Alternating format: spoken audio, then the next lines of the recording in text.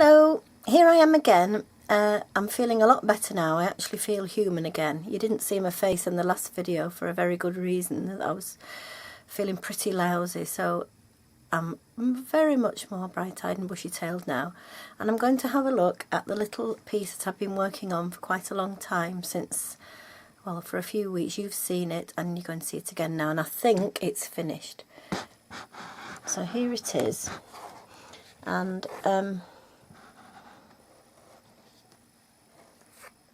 I've got it the wrong way around, actually. Let me just, that's it.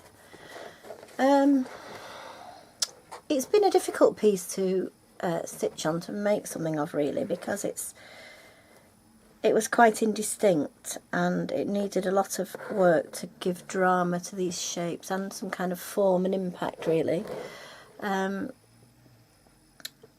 You saw me stitch around here with the grey, and then I went on and I did this in dark blue, and in the end I decided that although they were grey and dark blue, I really needed some black, because it's a kind of slightly muddy coloured piece.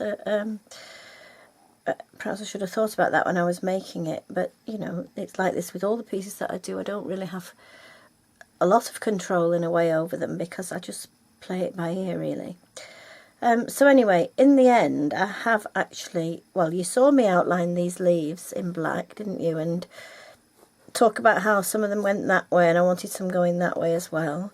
So I went on to do a few more leaves like that, dark areas. And I did a lot of these little bars in black, which now take your eye around the piece.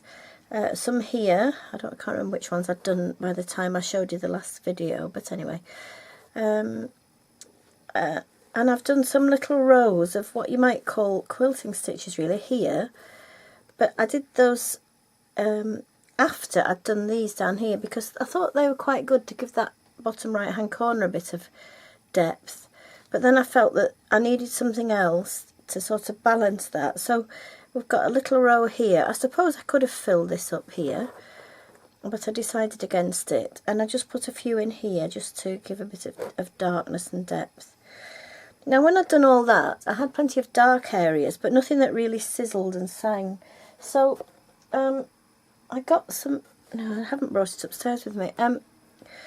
I got some of the Coats anchor thread in a lovely shaded combination of pale green and yellow. And I started down here with some French knots. Now I didn't fill in the entire area with French knots. You've got to kind of not think about a pattern. Well, you're not giving it a pattern or representing any kind of botanical feature. Well, at least I'm not. You might want to. I'm just giving an area a highlight, and I'm really pleased with the way these French knots have worked out, because they start in the middle with quite a bright golden yellow, and then it fades out to sort of lemon, and then it goes off to green, so it's nice there. And here particularly, I'll bring it up to the camera. You can see it again, it's golden at the bottom, and by the time I've got to the top, they've gone off to through lemon to a pale green, and again here. Now I've just put these in here and there just to give it a bit of brightness, a bit of cheerfulness, because I felt it was all a bit dull, and there's a bit there as well. Now the only area now that I think I could do any more work on, but I probably won't. Sorry, actually there are two areas. There's this area down here, which I think perhaps is a little bit lacking, but on the other hand, sometimes it's quite nice to leave a bit and not actually stitch some of it. And then up here is all a little bit confusing. It doesn't really matter if you're not, you know, if you're quite happy with the kind of abstract view of it. It hasn't got a form, really. It's just got lines, which I think probably is okay. In the end, I know I have stitched it a lot, probably a lot more than I would have stitched one with pre-felts. But even so, I have only used, I mean, if you put the grey and the navy blue and the black as one colour, really, which I should have really done black right from the start. So I've used black, I've used a sort of this shaded turquoisey thread on these outlines here and there, and the shaded turquoisey machine thread as well, if you remember. And so it's black, turquoise, yellow, and a tiny bit, I just did a tiny bit of orange in anchor thread again, and I'm wondering whether to add another little bit. I mean, if I'm not careful, I could end up just stitching over the whole thing in coloured threads, and really that's not what we want. So I'm going to suggest that that is actually finished now. Maybe if you look at it on the screen, you might be able to see glaring omissions and think, well, perhaps it isn't. So before I do any more, I'm just going to show you in the next section of the video how to stretch this to get it into a more even shape, because it is quite uneven. It's got long pointy corners, which I'm not thrilled with, but I can get it into a better shape, so I'll do that now. Right, so in order to stretch this and to make it a better shape, I've laid down just a glossy old towel on my worktop. You could put it on a board if you want, but I'm going to do it on there because I have a cutting mat down on my worktop anyway, because I can stick things into. Now over the top of this, I've spread some tissue paper. It's actually that tea bag paper that I've got lots of. It's just 3 layers. That's just, it doesn't matter how many layers. And I've wet it and I've squeezed it out and stretched it out. Now you don't want it absolutely soaking. I'll just pan out a little bit, I think. Sorted it out now. Now, some of the pieces I've made, I've just ironed them on the back, but this is a bit of a difficult one because it's a funny shape and I quite like it to be reasonably square. So I'm going to stretch it now. Now, I learned how to do this when I was doing City and Guilds, and I forgot all about it until I came across the blog of Karen Ruan, who does it all the time with her work, and it's always lovely, and I've rediscovered it. So you need to put a drawing pin in the centre top of your piece and make sure it's in firmly, and then I'm going to pull this bottom, and don't worry if it makes a funny sort of shape and gets a tuck in it, because that's what you're aiming, to pull it into shape, and you need to pull it out as far as you can. And the same with the opposite sides here. Don't worry about them pulling out into points, because you're going to sort that out later. So pull opposite there. And the reason I haven't started in the corners is because the corners are already quite pulled out. So I'm going to just try and get this bottom bit into a straight line. I might start with that corner there, because that corner isn't too pointy. Press really hard and stick them right in. Can you see that I'm just making the spaces in between the drawing pins more or less straight? Not absolutely straight, obviously you can't do that because it's not made like that, but you want your pieces to be, you want your edges really to be vaguely rectangular. I know it's nice to have them slightly organic looking, but I don't like that there, the way that goes down and disappears. So I'm just going to, in fact I'll do the top bit first. Hope you can see all this. I bet it'd be quite good to count the number of times I've said I hope you can see all this.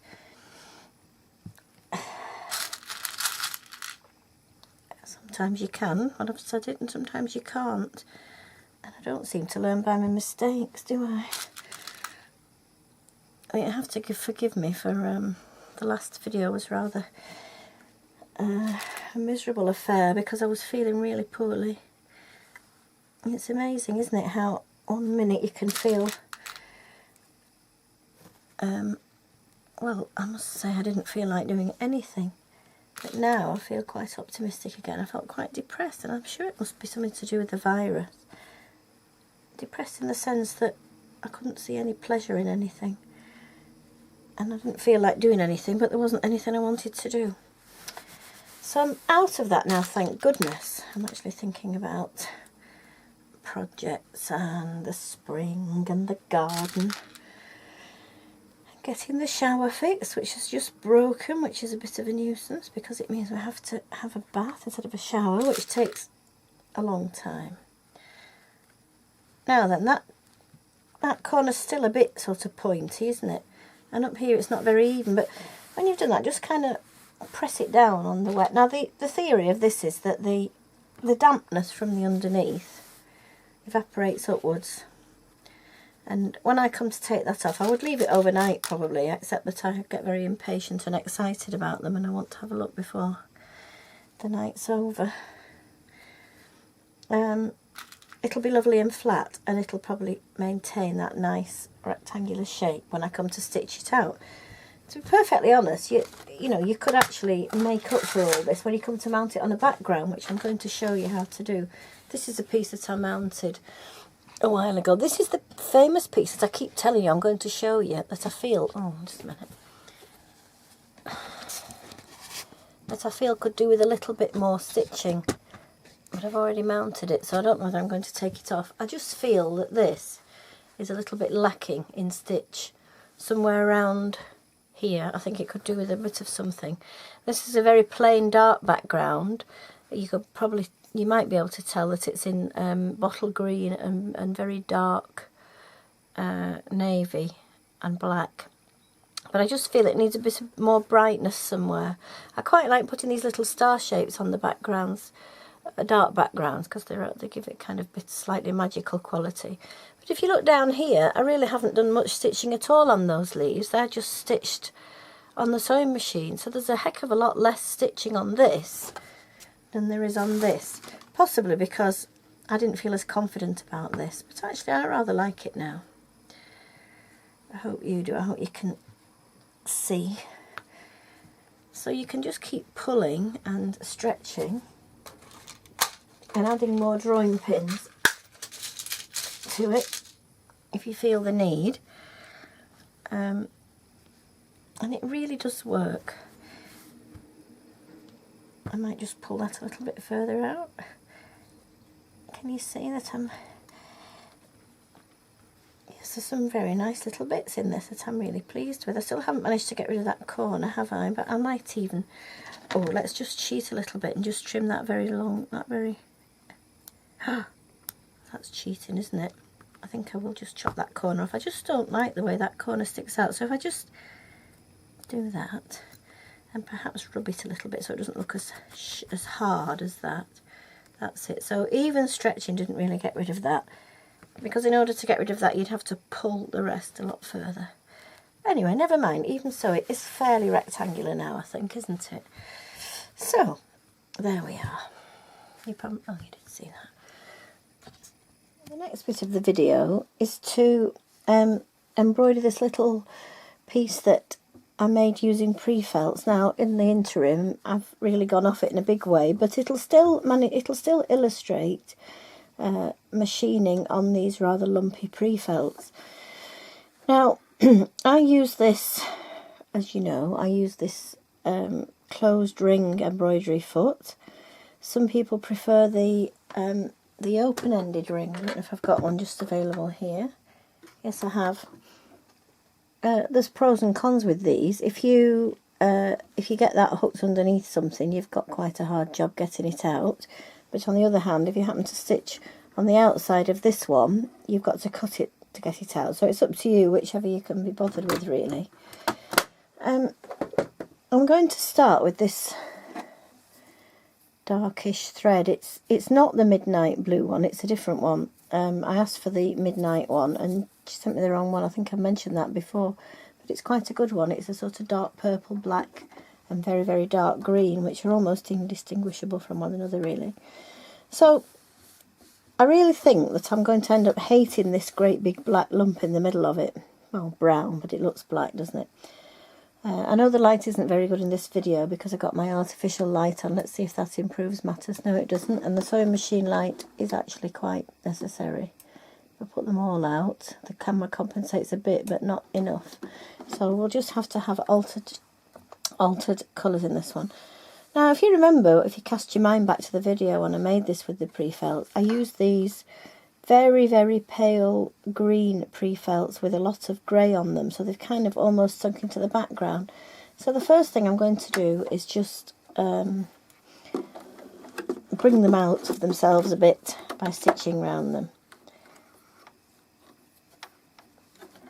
Now, obviously this is quite a bit thicker and a bit lumpier than the other, than the flat felt that I did. And that's why I'm doing it, really, just to show that it's possible.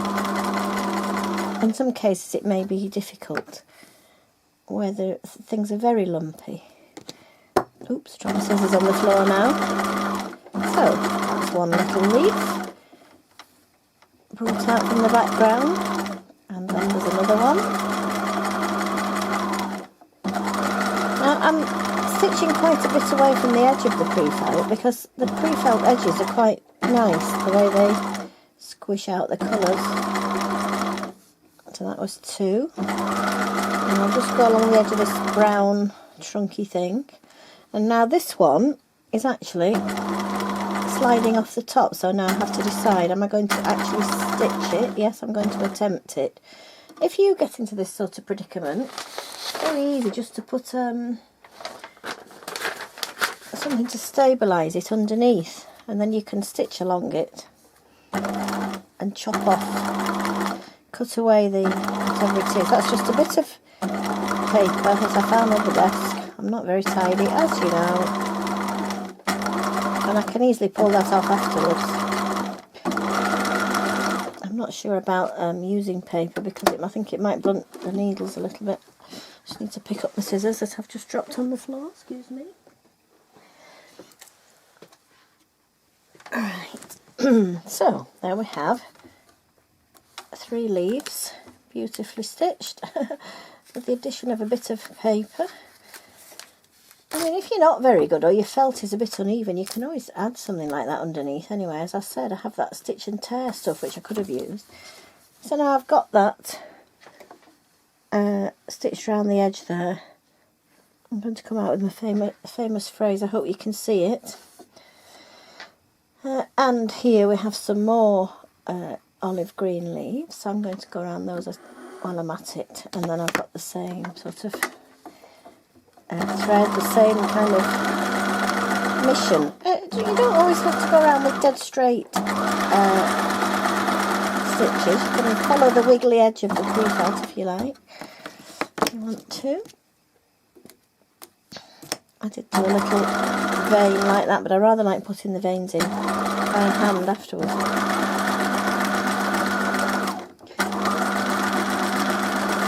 There's another bit here. And I'm going to follow the edge of this brown part just to get down to the next bit of olive. Now sometimes these shapes disappear and you can virtually reinvent them, and if you didn't like how they were, you can change them. So I don't know whether that one was meant to be onto this branch or that branch, but it's on that branch now. So those are the olive green bits. I have some more over here. I think I might do that, just do the whole lot, because then at least it, you know, sort of starts to dictate the composition a little bit.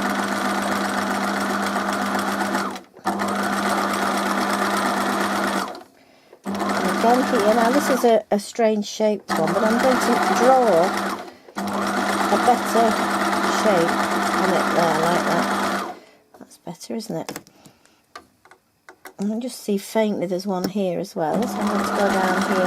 I'm going to wiggle along the edge of the branch. I don't want that branch to end up looking like a great black presence in the middle, so I'm going to have to do something with it, I think. Because I'll think about that later. And now there's another one of these olivey coloured leaves here.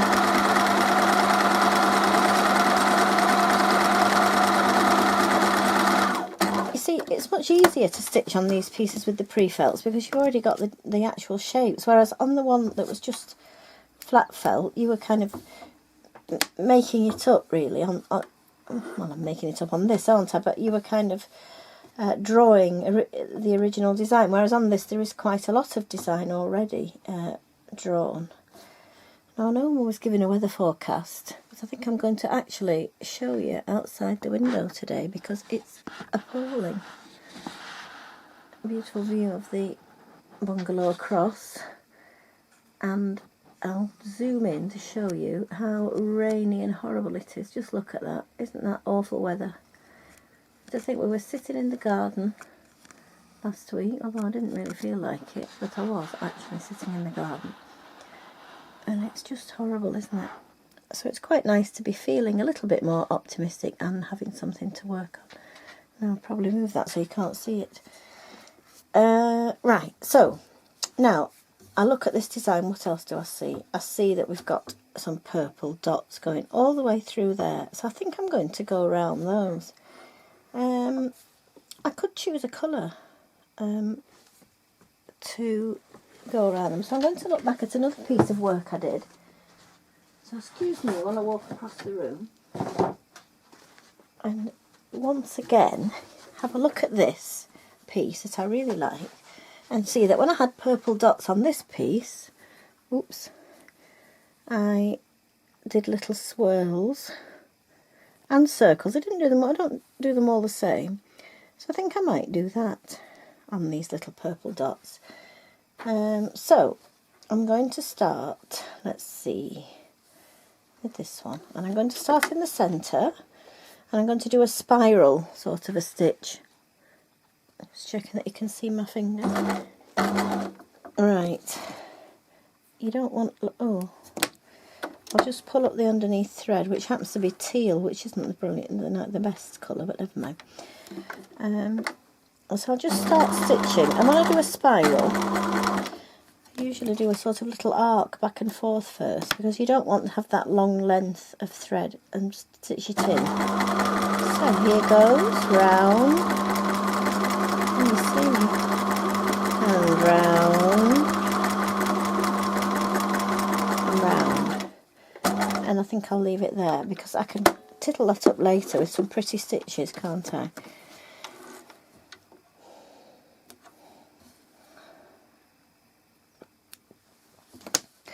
Right, and the next one I shall do the same.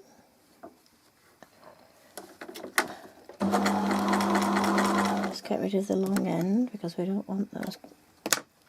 I'm probably going the wrong way now, but never mind, it doesn't matter. In fact, I have gone the wrong way, but it doesn't matter, because variety is the spice of life, as they say.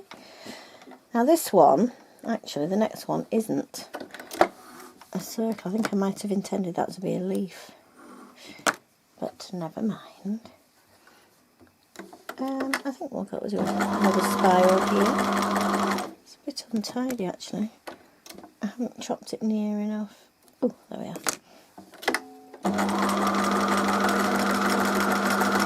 Now this is going to match one of the other two, isn't it? Which one? I'm not very good at that, working out what direction things going. I think my maths is so bad, it's the kind of spatial awareness I'm not very good at. Right, that's two. Now I might, yes, I think I'll spiral this one as well. Oh, I've broken my rule there. Broken my own rule. There we go.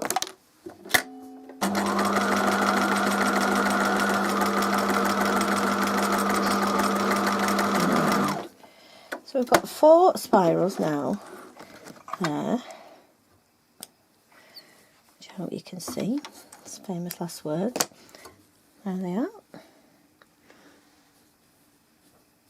That's pretty dark, isn't it? But never mind.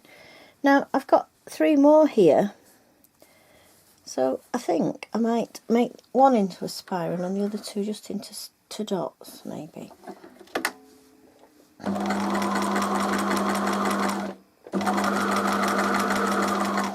And that way it looks as if the one above the branch is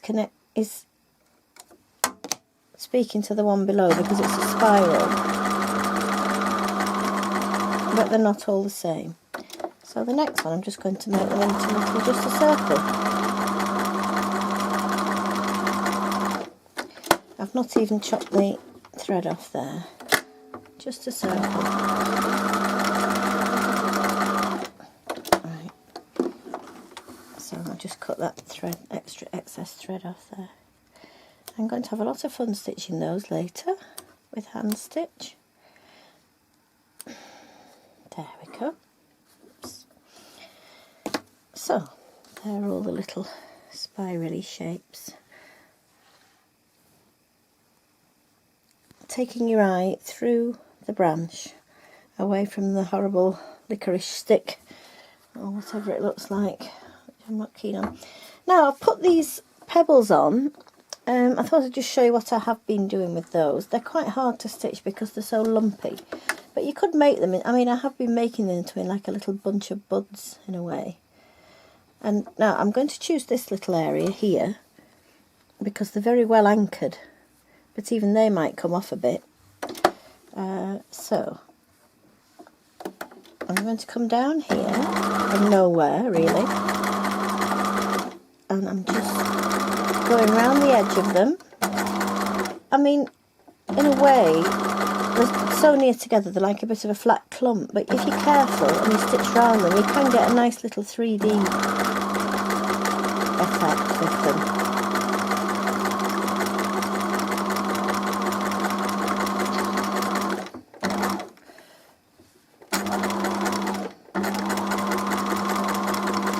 But you have to kind of see, one of those is coming up there, so I'm going to pull the really loose one away and get rid of it.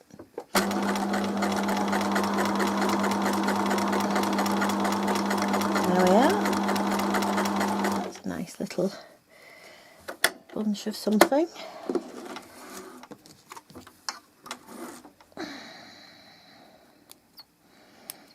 Oops.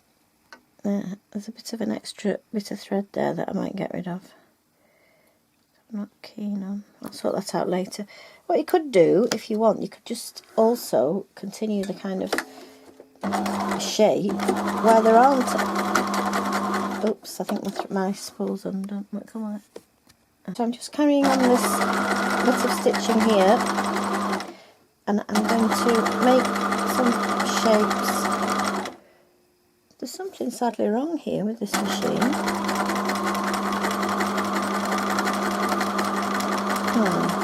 No, it's okay. I think it was just a bit, the underneath tension was loose. So I got a duff one there, which I'm going to snip off. You see, it isn't all plain sailing. There we are. So doing these is kind of tricking your eye into accepting the little white ones as coloured in versions, I suppose. Now this lumpy area down here, I think that would be quite hard to stitch. Unless you stitched actually on it, because they're quite loosely attached. I might pull some off, in fact. I do like them though, because they give a bit of a brightness to it. Now here in the middle we have a bit of these pebbly things, and it just looks like one wiggly one. So I'm going to try and break that up into smaller bits now by stitching on it.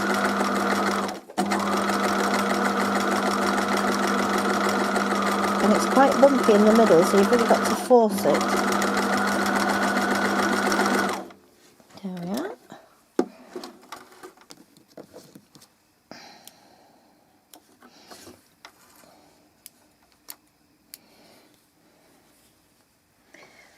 There we have the pebbly bits, some of them. Now these here are a bit wobbly, I don't know if they'll stay on. But you need to hold it away and look at the overall composition, which is a long way from sorted. Oh, in fact, I didn't do the thing with the acetate with this, did I? I suppose I could do that now, just to kind of have a look at where else we're going to stitch. Yes, I'll do that now, I think. In my eagerness to get stitching, I forgot about using the pen with the acetate. It's fine because this is only to help you in your own, get the things ready in your own mind. And I have done the very obvious bits, the leaves and the spirals and some of the pebbles. So now before I start stitching on the rest of it, I think I'm going to just have a kind of rehearsal with the pen like I did before. So I'm looking at some shapes now. What am I going to do with these circular shapes here? I could just stitch round them, but they seem a little bit lost on their own, don't they? Perhaps they need some kind of a petally type thing coming out from them. Maybe, maybe not, but maybe I could do that in hand stitch later. The lilac things here are quite obviously leaves, aren't they? So we'll have those as leaves, I think. There's a rather long one here. Now that comes up from there. I think that might need to be split into two. And we have a thing down here that looks like it could be a sort of leaf or a flower. I'm just trying out things. If this doesn't work, I can always change it and do something else with it. So there's a bit there. Now there are a lot of these circular bits, which I could maybe just stitch round and maybe just follow some of the shapes of the felt here, because I don't think it would look very nice just in straight hard lines. And here there's a bit of a wiggly bit of turquoise that goes around the edge of that, which would look quite nice stitched carefully like that. Yes, I think that's alright. I'll have a look at these again. These have gone a bit of a funny shape because they were quite circular, and I think with rolling them one way they've gone a bit elongated, but I can make up for that by just adding.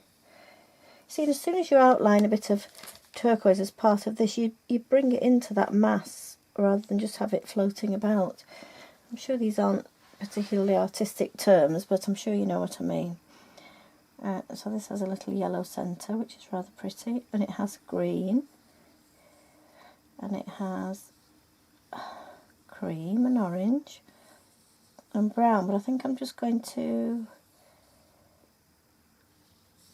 wing it there. So they're kind of a bit like stylised roses. I don't think I like that bit there. I think I'll go back to this sort of soft wiggly, and if I decide I want to add any spiky things, I'll do them later. So we have two more areas. These are the bits I cut off the pre-felt, if you remember. That pre-felt with the circles on it. And again, they're like little bullseye shapes, aren't they? Quite pretty. I should have been a bit more careful about choosing a different palette, because I'm sure you'll be sick of these shades. Although, this does have a bit of pinky purple on it, which is rather nice. Now that looks like some kind of strange creature, so I might have to alter that a bit. Now up in this right hand corner we've got something that could be leaves, or it could be another, like a magnolia bud. So let's just practice it like that.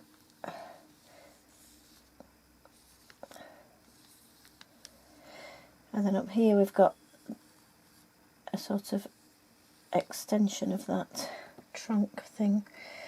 So there aren't many more areas, except we've got to deal with this wretched branch, which I'm really not keen on now. However, what I might do is get some of the turquoise and stitch it sort of in that kind of way, so that it might just sort of slim it down a bit, and also make quite a nice feature. I'll get rid of it by means of machining, I think. I'm not going to do it on the video because I think it's getting duller and duller, isn't it? And it's really hard to see now. Although what happens is I play the video and I see that there are no problems at all sometimes. But if you can just, I'm just going to go along there, so it's a lot thinner. And although I'm drawing it with a black pen, when I stitch it I'm going to stitch it with something a bit brighter.